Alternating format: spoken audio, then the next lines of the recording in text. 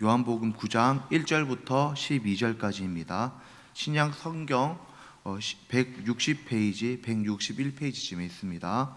요한복음 9장 1절부터 12절까지입니다.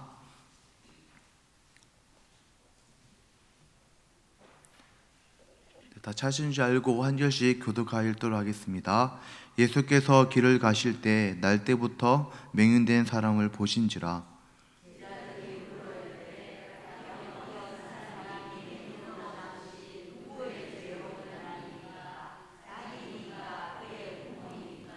예수께서 대답하시되 이 사람이나 그 부모의 죄로 인한 것이 아니라 그에게서 하나님이 하신 일을 나타내고자 하심이라.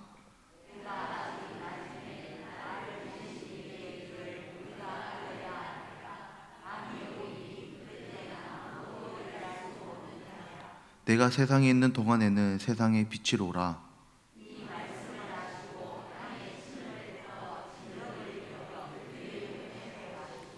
이르시되 실로암 못으로 가서 씻으라 하시니 실로암은 번역하면 보냄을 받았다는 뜻이라. 이에 가서 씻고 밝은 눈으로 왔더라.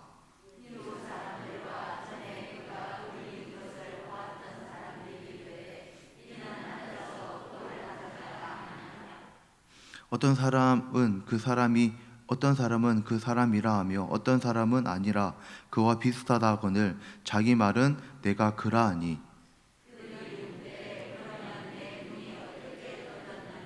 대답하되 예수라 하는 그 사람이 진흙을 이겨 내 눈에 바르고 나더러 실로암에 가서 씻으라 하기에 가서 씻었더니 보게 되었노라.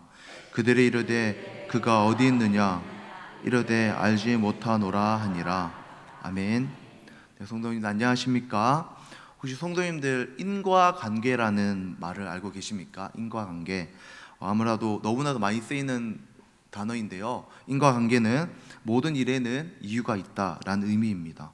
또 그 발생된 일에는 분명한 요인이 있고 또 그것에 따른 결과가 있다라는 것이 바로 인과관계입니다. 그래서 우리는 우리의 삶에 큰 어떤 법칙이라고 하면 바로 이 인과관계의 법칙을 말하고 있습니다. 근데 우리는 이 인과관계의 법칙에 지배를 받고 마치 그 안에 있는 것처럼 살아가고 있습니다. 그래서 우리가 세상 속에 살아갈 때도 우리는 사람을 판단할 때 인과관계 속에서 그 결과를 통해서 그 사람을 보고 또 이것은 굉장히 효율적이고 좋아서 좋은 결과를 얻을 때도 있고 하지만 또 실수할 때도 있습니다. 그런데 우리의 믿음의 세계, 영적인 세계에도 바로 이런 인과관계의 법칙이 존재합니다. 오늘 읽은 말씀은 바로 예수님께서 우리에게 가르쳐 주고 싶은 신앙의 또 영적인 인과관계의 법칙이 잘 담겨 있는 사건입니다. 오늘 말씀을 통해서 우리 삶 속에서도 참 답답하고 힘듦 속에 있다면 신앙의 인과관계 속에서 우리의 삶이 어떻게 해석되어지는지 말씀을 통해 한번 살펴보고자 합니다. 우리 첫 번째입니다. 하나님의 영광을 드러낼 일하고 물음표로 좀 해봤습니다. 오늘은 서론과 본론으로 이렇게 좀 말씀을 나눠보고자 하는데요. 우리가 하나님의 영광이라는 단어를 생각하면은 참 많은 의미들이 담겨 있습니다. 오늘 9장의 말씀은 하나님의 영광에 대한 하나님의 일에 대한 내용인데요. 9장의 사건은 예수님께서 길을 가시다가 맹인된 자를 보게 되셨습니다.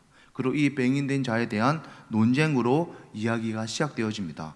제자들은 아마 그들 안에 선한 의도였는지 불순한 의도였는지 알 수는 없지만 맹인된 자가 왜 맹인이 되었는지 궁금해하고 서로 간 상의를 하다가 결국 그가 맹인이 된 이유는 그의 죄 때문이거나 혹은 그의 부모의 죄 때문일 것이다 라고 판단하게 되어집니다.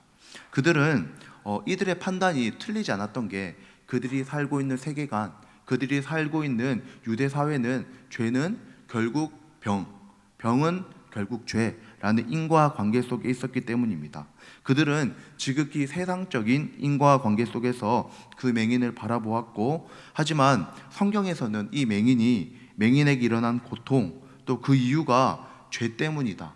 죄 때문에 그가 눈을 먼 것이 아니다 라고 말씀하십니다. 하나님께서는 욥의 고난을 말씀하십니다. 욥의 고난을 통해서 알 수 있는 것은 신실한 자들 또한 고난을 당할 때가 있습니다. 신실한 자들에게 그가 아무리 신실하고 믿음을 가진 자라 할지라도 시험에 빠지기도 하고, 또 우리가 하나님을 잘 믿고 믿음으로 잘 살아가고 있지만 중요한 시험에 떨어지기도 하거든요. 중요한 시험에 떨어지기도 하고, 또 내가 원하는 결과를 얻지 못할 때가 있고, 또 인생의 크고 작은 어려움들을 만나기도 합니다. 그런데 그들을 하나님께서 그 신실한 하나님의 자녀를, 백성을 멸망시키기 위해서 이러한 고난을 주시는 것이 아니라 우리는 이 고난을 연단으로서의 고난이라고 받아들이고 하나님께서 그 고난을 허락하셨다라고 받아들입니다. 예수님께서는 이들의 생각을 바로잡아주고 싶으셨습니다. 저희가 3절을 한번 같이 제가 읽어드리겠습니다. 예수께서 대답하시되 이 사람이나 그 부모의 죄로 인한 것이 아니라 그에게서 하나님의 하신 일을 나타내고자 하심이라 라고 말씀하십니다. 예수님께서 그들에게 말씀하시길, 말씀에서 그의 잘못도 아니고 그의 부모의 잘못도 아닌 바로 하나님의 영광을 나타내기 위한 일이다 라고 말씀하십니다. 하나님께서는 오늘 말씀과 같이 하나님의 백성에게 고난을 주십니다. 어려움을 당하기도 하십니다. 그 이유가 무엇이냐면 하나님의 영광을 나타내기 위함이다 라고 말씀하십니다.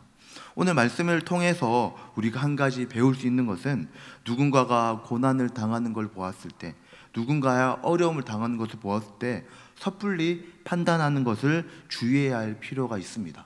저도 그런 경우 종종 있습니다. 기도 안 하더니 이런 그 명언 있잖아요. 기도 안 하더니 그렇게 될 줄 알았다. 이런 판단들은 너무나 더 조심스러운 거죠. 왜냐하면 하나님께서 그 고난을 통해서 그 사람을 빚어가시고 결국 하나님의 크신 일, 하나님의 큰 계획을 그 안에 이루고자 하실 수 있기 때문입니다. 그래서 저는 개인적으로 그 대기만성 이런 단어가 좋습니다. 점점 좋아지는 것이죠. 왜 굳이 하나님께서는 탁월한 이들이 있음에도 예수님께서는 맹인을 통해서 하나님의 일을 드러내실까? 이러한 궁금증을 우리가 충분히 가질 수 있습니다.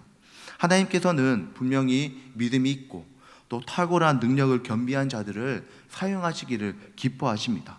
그렇지만 하나님께서 사람을 쓰실 때 정말 눈여겨보시는 것이 있는데, 그것은 사람의 탁월한 능력이 아닙니다. 하나님께서 사람을 쓰시고자 하시고 하나님께서 사람을 통해 하나님의 일을 이루려고 하실 때 그 사람의 탁월한 능력이 그 사람을 선택하시는 이유가 아닙니다. 하나님께서는 전지전능하시기 때문에 사람의 능력이 필요하신 분이 아니기 때문에 그렇습니다. 저 예전에 한번 말씀을 드렸던 것 같습니다. 하나님께서 찾으시는 사람은 하나님의 뜻을 어떻게 할 자냐면 잘 나타낼 자입니다. 하나님이 찾으시는 자들은 하나님의 뜻을 잘 나타낼 자인데, 바로 세상의 인과 관계 속에 살아가는 것이 아니라 하나님의 방식, 다시 말해 믿음을 따르는 자들을 통해서 하나님의 일을 나타내시기를 원합니다. 다시 말해 세상의 인과 관계 속에 그것으로 세상을 보고 삶을 보는 것이 아니라 하나님의 방식으로, 믿음의 방식으로 따르고 그런 자들을 통해서 하나님께서 하나님을 나타내시기 원하십니다. 성경에는 참 이러한 얘기들이 많이 있습니다.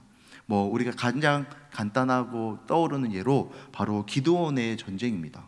하나님께서는 백성들이, 군사들이 많이 모여오자 점점 보내시다 결국 300명만 남게 하셨습니다. 세상적으로 생각할 때 이 300명만 나는 이 군사들을 봤을 때 정말 터무니없고 턱이 없습니다. 앞에서도 말씀드렸지만 인과관계적으로 이것을 보았을 때 절대 이길 수 없는, 절대 승리할 수 없는 전쟁입니다.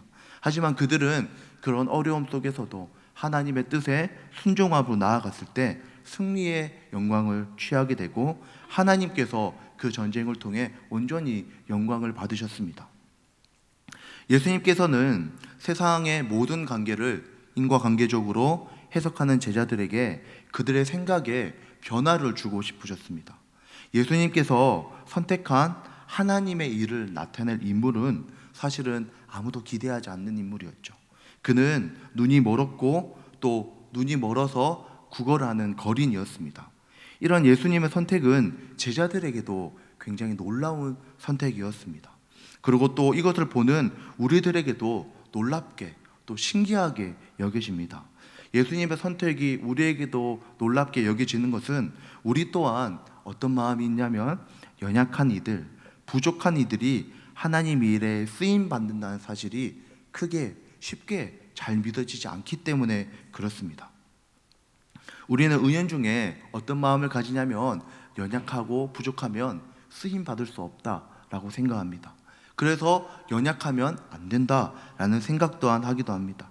그래서 이 생각은 결국 우리를 어디로 이끌어 가냐면 탁월함과 뛰어남이 있어야 된다라는 생각으로 우리를 이끌어 가게 되어집니다. 저는 이런 생각에 굉장히 오랫동안 빠져 있었던 적이 있습니다. 오랜 시간 동안 이런 생각에 잠겨 있었는데 하나님의 일이라고 할 때 우리가 흔히 보았던 박수 칠 만한 일, 박수 받을 만한 일, 탁월한 일들이 바로 하나님의 일이다라고 생각했던 적이 있습니다. 예를 들자면 연예인들과 같은 것입니다. 연예인들이 와서 모든 영광 하나님께 올려드리면서 하면 뭔가 다 될 것 같은 느낌이 들기도 하고 그런 것들이 있어서 그래서 나도 저렇게 하나님의 일, 하나님의 영광을 올려드려야 되겠다라고 생각했던 적이 있습니다. 또 어떤 성공한 이들의 간증을 통해서도 생각했습니다. 어린 시절 믿음이 생겨나고 하나님을 알아갈 때 그런 훌륭한 사람들의 간증, 이야기 속에서 하나님의 일, 하나님의 영광은 저런 것이구나 생각했고 또 그 안에서 하나님의 영광을 경험했던 것 같습니다. 그래서 은연중에 우리의 마음속에 또 저의 마음속에는 아주 탁월함을 가져야 되는구나, 탁월함과 능력이 있어야지 하나님의 일을 할 수 있구나 라고 생각했습니다. 그래서 그 마음에 자리 잡았던 생각, 그 마음에 들었던 생각은 그렇구나, 뭐든지 탁월함이 있어야지, 잘해야 되는구나, 성공한 사람이 되어야 되겠구나, 그런 생각을 가졌습니다. 근데 그런 생각은 안타깝게 교회 뿌리 박아 있던 생각이었습니다. 나뿐만 아니라 많은 이들이 그런 성공주의와 이런 것들에 마음이 빼앗겨 살아갔습니다. 저는 그 생각, 현실을 이렇게 제가 이제 나이가 이제 30이 되었는데요.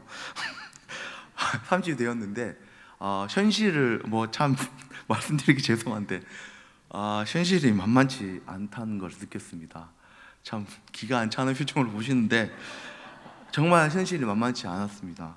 일도 하고 저는 정말 We are the champion 노래 아시죠?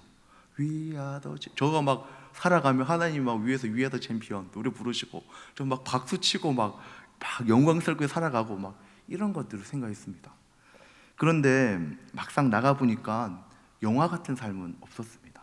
어떤 삶이 있었냐면은 정말 그 삶에 내가 정말 대단해 보이는 것들은 아무것도 없고 그냥 이 사회의 한 부품으로 살아가는 저를 보게 되었고 또 그러면서 내 안에서는 내가 참 연약하고 부족하다는 것을 깨달았습니다.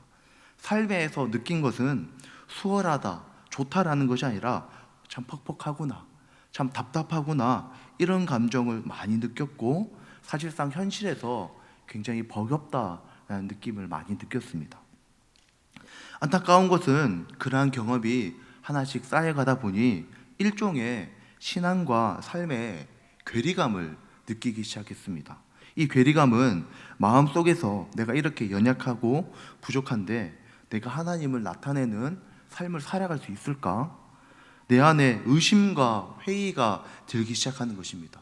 보았던 것들은 너무나도 대단한데 나는 그렇지 못한 너무나도 낮은 삶을 살아가면서 그 안에 괴리감을 느끼고 그러면서 그런 의심과 회의들은 결론적으로 답을 내리게 되는데 그 답이 무엇이냐면은 하나님의 일은 대단한 사람들이 하는 거구나. 하나님의 일은 나 같은 소시민이 하는 게 아니구나. 나 같은 어린 청년이 하는 일이 아니구나 라고 생각하게 되었습니다. 이러한 경험과 생각들이 사실 청소년기부터 청년 때까지 꾸준히 경험했고 쌓여갔고 또 그뿐만 아니라 주위에 있던 청년들, 형님들, 동생들이 그렇게 되어가는 것을 보아왔습니다. 그런데 오늘 예수님께서는 이런 우리의 생각에 새로운 관점을 보여주고자 하십니다. 모든 사람이 아래로 쳐다보는 눈먼 거린에게서 하나님의 일이 나타날 것이다 라고 말씀하십니다. 좀 가슴이 두근두근 거리는 사건인 것 같습니다. 우리의 삶의 경험으로는 예수님의 말이 쉽게 믿어지지 않습니다. 우리는 성공과 좋은 결과, 이것들이 하나님의 일이라고 생각했고, 또 만약에 그런 것이 하나님의 일이라고 생각했던 이들에게는 예수님의 이 말씀은 마치 찬물을 끼얹는 것 같은 말씀과 같을 수 있습니다. 또한 성공한 모습, 번듯한 모습이 하나님의 일이라 생각하며 달려가는 많은 이들에게는 조금은 김이 빠지고 조금은 힘이 빠지는 이야기가 될 수도 있을 것 같습니다. 예수님께서는 지금 제자들에게 또 우리들에게 말씀하고 싶으신 것이 있습니다. 진짜 우리가 해야 할 일, 하나님이 영광 받으시는 일을 알려주고 싶으십니다. 세상의 방식과 하나님의 방식은 분명히 다를 때가 있습니다. 늘 다르다는 것이 아닌데 큰 부분에서 다를 때가 있습니다. 제자들과 많은 유대인들은 세상적인 인과관계 속에 생각하고 그 인과관계 속에서 하나님의 일을 하려고 했지만, 예수님께서는 맹인을 통하여 하나님의 일이 무엇인지 보여주고자 하십니다. 우리가 이제 서론은 끝났고 본론으로 2번 대지를 통해서 하나님이 하시는 일이 무엇인지 한번 생각해 보도록 하겠습니다. 한번 띄워주시면 감사하겠습니다. 하나님의 영광을 드러낼 일, 믿음과 변화입니다. 예수님께서 그의 눈을 뜨게 하시는데 사실은 정말 이상한 방법을 사용하십니다. 우리 같이 읽어보겠습니다. 6절과 7절을 우리가 한 목소리로 읽도록 하겠습니다. 페터 진흙을 긁어 그의 눈에 바르시고 이르시되 신라 못에 가서 씻으라 하시니,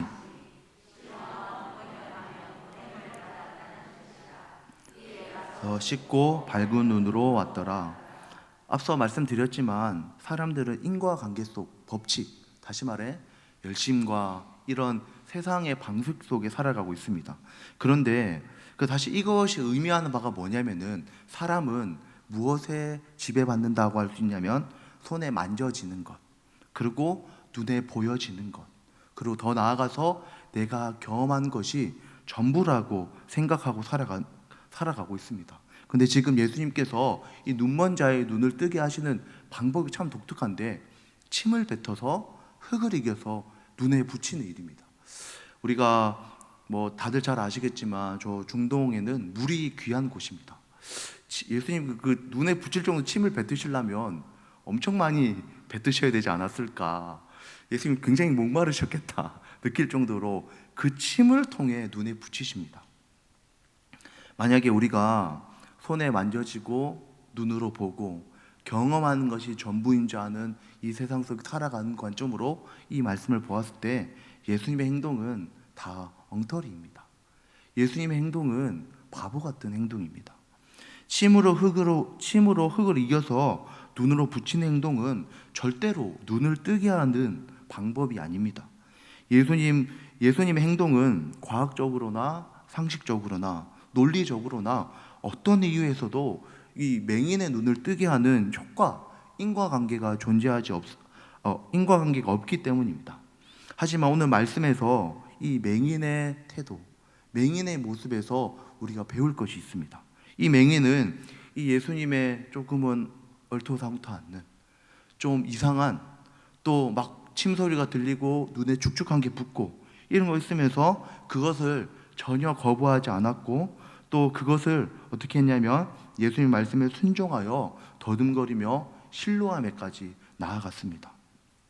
그리고 그 결과는 우리의 상식과 논리로 설명할 수 없는 놀라운 회복, 맹인이 밝은 눈으로 오게 된 것입니다. 많은 이들이 이 말씀을 보면서 많은 사람들은 없는 일이다, 지어낸 일이다 라고 얘기합니다. 저는 그들의 말이 어느 정도는 이해가 됩니다. 왜 그러냐면은 신앙의 방식은 나의 생각과 다르기 때문에 그렇습니다. 우리가 예수님을 믿는다는 거, 하나님을 믿는 신앙생활이라는 것은 사실은 마냥 쉬운 것만 아닙니다. 나와 다르고 나와 맞지 않다라고 사람들이 얘기합니다. 또 너무 구시대적이고 또 이것은 우리가 살아가는 시대와 맞지 않다라고 얘기합니다. 그래서 금요기대에 나오라고 하면 다 아무도 안 나오고 막 이런 경우가 있거든요. 정말 지금의 시대와 맞지 않다라고 말하는 것들이 너무나도 많이 있습니다. 그런데 이런 수많은 이유들, 그리고 예수님께서 우리를 회복하기 위해 요구하신 방법, 예수님께서 우리에게 회복을 위해 요구하신 것들이 있습니다. 근데 그런 것들을 사람들이 앞에 이유로 받아들이지 않는 것입니다. 또 그들이 거부하는 이유는 사실 타당성이 아주 없진 않습니다. 그들의 말을 보면 과학적으로 그게 말이 되냐, 우리 중등부에 늘 하는 말 진화론 막 얘기하면 막 골치 아픕니다. 진짜 막 그런 도전들이 오게 됩니다. 예수님께서 요구하시는 말씀과 기도의 삶, 예수님께서 우리의 회복을 얘기하실 때 너희가 말씀과 기도로 거룩하여지고 회복해져 간다라고 얘기하셨는데, 정말 예수님께서 말씀하시는 방법, 예수님께서 하나님께서 요구하시는 방법, 말씀과 기도로 우리의 삶과 인생이 회복되어질 수 있냐라고 반문합니다. 예수님의 요구, 예수님께서 하시는 말들은 우리의 사고와 충돌을 일으키고 우리 안에 굉장히 불편한 마음을 만들어내기도 합니다. 학생들은 공부가, 학업이, 또 좋은 직장, 요즘은 또 하나 더 있습니다. 좋은 외모, 잘생긴 거, 예쁜 거, 이런 것들이 자신의 인생을 회복시키고 이끌어갈 것이라고 얘기합니다. 그래서 시험 기간만 되면 애들이 무서워요. 그때는 설교도 짧게 해줘야 되고 막 애들 비 건드리면 안 되고, 근데 저희는 그런 거 없어요. 그냥 그날 더 빡세게 막 중앙고사 못 치면 기말고사 망하고 이런 식으로 막 자극을 하는데, 정말 그렇게 생각하는 것입니다. 뭐냐면 공부와 학업과 외모와 탁월한 것들이 나의 인생을 이끌어갈 것이다, 회복할 것이다 라고 굳게 믿고 있는 것이죠. 그런데 사실 이런 생각은 어른이라고, 장년이라고, 나이 많은 저라 할지라도 크게 다르지 않을 것입니다. 요한복음 9장 16절에 바리새인이 이런 얘기를 합니다. 제가 읽어드리겠습니다. 바리새인 중에 어떤 사람이 말하되 이 사람이 안식일을 지키지 아니하니 하나님께로부터 온 자가 아니니라. 이 얘기가 뭘 의미하는 거냐면은 나의 방식, 나의 뜻이 아니면 아니다라는 것입니다. 유대인들은 자신의 방식 속에 쌓여 있었습니다. 내 방식, 내 뜻대로 하길 원했었는데 예수님께서는 그것이 아니라 내 방식을 받아들여라, 내가 말하는 바를 따라라 라고 얘기하신 것입니다. 예수님의 말씀을 통한 회복은 우리 어떤 많은 이들이 예수님의 말씀을 통한, 예수님의 기도를 통한, 예수님을 따르는 회복보다 세상의 인과관계적인 방식을 더욱 신뢰하기도 합니다. 말씀을 듣고 기도하는 것이 마치 아무것도 아닌 것처럼, 그것이 우리 인생을 이끌어가며 회복해 준다는 것을 믿지 않는 것처럼 살아갈 때가 있습니다. 저는 앞서 얘기 드렸던 것처럼 진짜 우리 세대, 지금 시대에서 하나님이 영광 받으시는 것이 무엇일까 생각해 보게 됩니다. 진짜 우리 시대에 일어날 하나님의 놀라운 일, 하나님께서 진짜 영광 받으신 일이 무엇일까 생각해 볼 때, 저는 죄송한 마음도 있지만 좋은 대학 갔다는 거, 좋은 직장 갔다는 거, 그러니까 내 인생이 잘 풀렸다는 것, 그것이 하나님의 영광, 하나님의 일이 아닐 수도 있겠다라고 생각합니다. 예수님의 말씀이나 제가 생각하기엔 예수님의 말씀에 자신의 논리나 생각을 굽히고 순종하는 것입니다. 내 생각과 내 마음을 예수님께 내려놓는 것입니다. 그것이 바로 진짜 우리에게 일어나야 될 하나님의 일, 하나님이 영광 받으실 일인 것입니다. 성경에서 말하는 바가 있습니다. 하나님의 선하심을 맛보아 알아라고 말씀하십니다. 우리는 예수님과 하나님의 선하심을 기도를 통해, 말씀을 통해 맛보아 알아가는 존재들입니다. 많은 사람들이 여전히 인과관계를 쫓아갑니다. 세상의 방식을 쫓아갑니다. 그리고 예수님의 말씀을 듣고 순종하고 그러지 아니합니다. 그런데 오늘 말씀에서 듣고 순종한 한 명의 사람, 바로 눈먼 맹인, 이 거린의 모습을 한번 보면 참 죄송합니다. 하나님의 일이라는 단어가 요한복음에서는 굉장히 많이 반복되어집니다. 하나님의 일. 오늘 함께 보았던 하나님의 일 단어 나오는데 요한복음 6장 29절입니다. 우리가 함께 읽도록 하겠습니다. 하나님께서 보내신 일을 믿는 것이 하나님의 일이라, 이렇게 말씀하십니다. 유대인들은 예수님 앞에 나와서 저가 무슨 일을 해야 됩니까? 어떤 일을 해야 됩니까? 라고 물어보았습니다. 그들은 일에 능통한 자들이죠. 그들은 자신의 열심에 빠른 자들이었습니다. 근데 예수님께서는 뭐라 얘기하시냐면 유대인들에게 어떤 일을 해야 되냐 물어본 이들에게 예수님께서는 그들에게 딱 한 가지를 얘기하시는데 바로 예수님을 믿는 것, 그것이 바로 하나님의 일이다 라고 얘기하십니다. 우리의 질문이 그럴 수 있습니다. 하나님의 일을 하기 위해서 어떤 것을 해야 합니까? 하나님의 영광, 하나님의 일을 드러내기 위해 저가 어떤 것을 해야 됩니까? 물어볼 수 있습니다. 진짜 그런 물음이 있다면 너무나도 하나님이 기뻐하실 것 같습니다. 지금 시대는 자신의 욕심을 위해 살아가는 시대이기 때문에. 그런데 그렇게 물어보는 우리들에게 예수님은 얘기하십니다. 나를 믿어라. 나를 믿고 살아가고 너의 생각을 꺾어라. 말씀과 기도 속에 내가 주는 은혜와 평안을 누려라 라고 말씀하시는 것입니다. 오늘 말씀에서 그가 예수님을 믿는 것이 하나님의 일이다, 그러한 삶이 바로 하나님의 영광을 나타내는 일인 줄 믿습니다. 저는 이제 우리 남부교회에서 이제 18일 날 킹덤 페스티벌을 준비하고 있습니다. 사람들은 말합니다. 다음 세대에 약간 가망이 없다, 다음 세대에 힘들 것 같다 라고 얘기합니다. 하지만 우리가 많은 방법을 간구하고 우리 함께 기도하며 준비하고 있습니다. 우리 남부교회가 이 킹덤 페스티벌과 우리 삶을 위해서 함께 준비하며 신앙으로 나아갈 때 이 준비하는 것들을 통해서 앞에 나타난 것처럼 회복이 우리에게 있을 줄로 믿습니다. 그래서 보면은 이런 변화와 회복이 바로 9절에 나타나는데 우리 9절을 한번 같이 읽겠습니다. 시작. 어떤 사람이 그 사람이라 하며 어떤 사람은 아니라 그와 비슷하다 하거늘 자기 말은 그가 그라하니. 저는 요것을 보면서 한 가지 드는 생각이 있습니다. 사실 이 맹인은 굉장히 유명한 사람입니다. 뭐냐면 늘 그 앞에 있었고 많은 사람이 아는 굉장히 유명한 사람이었는데 사람들이 그의 변화된 모습을 보고 알아채지 못합니다. 왜? 그래서 저는 요것을 보면서 예수님께 순종하지 아니한 이들은 절대 믿음이 주는 변화를 알 수 없다라고 생각합니다. 이들 지금 눈먼 맹인이 예수님을 믿어 예수님께 순종해 변화되어졌는데 다른 이들은 그것을 알지 못합니다. 다른 이들은 그것을 보면서 그가 맞는지 그가 틀린지 의심하고 있습니다. 우리는 이것을 통해서 한 가지 생각해 볼 것은 바로 믿음과 순종, 예수님을 믿음으로 받아들인 이들은 일어나는 변화가 있고 그것들은 세상의 인과관계 속에서 볼 때 어떻게 보면은 작은 것으로 보일 수 있고 알아챌 수 없을 수도 있다라는 것입니다. 하지만 우리가 오늘도 예수님을 믿으며 나아갈 때 우리 안에 변화되어지는 일들이 있을 줄로 믿습니다. 우리는 오늘도 세상의 인과관계 속에 방식 속에 보이는 것이 전부인 것 같은 삶을 살아갑니다. 또 그 삶 속에서 하나님의 영광, 하나님의 일을 왜곡하고 흔들려 할 때도 있습니다.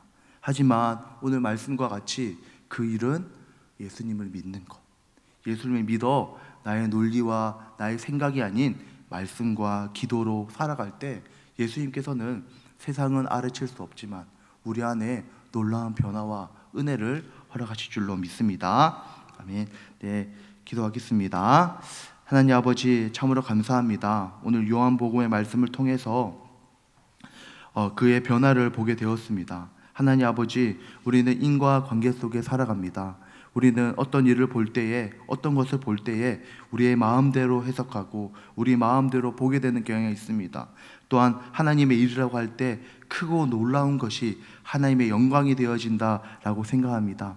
하지만 오늘 말씀과 같이 하나님의 일은 우리가 예수님을 믿는 것이며 예수님께서 우리에게 말씀하신 회복의 방법을 내가 생각하는 인과관계의 법칙으로 생각하는 것이 아니라 예수님의 뜻을 말씀과 기도로 나아가는 것입니다. 그렇게 나아갈 때 우리 안에 놀라운 변화가 있게 하여 주시고, 그 변화를 통하여서 하나님 아버지 우리 마음속에 하나님을 순종하는 영광, 하나님의 일이 나타나는 영광이 있게 하여 주십시오. 감사합니다. 예수님의 이름으로 기도합니다. 아멘.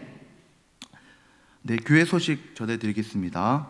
이번 주 금요기도회는 다음 세대 금요기도회로 진행되어집니다. 다음 세대의 믿음의 부흥이 일어날 수 있도록 기도해 주시고 참석해 주시면 감사하겠습니다. 다음 주는 어버이 주일로 드려집니다. 5월 18일 제2회 킹덤 페스티벌이 진행되어집니다. 많은 영혼들이 예수님 영접할 수 있도록 기도하여 주십시오. 네, 찬송가 545장 찬양 드리겠습니다.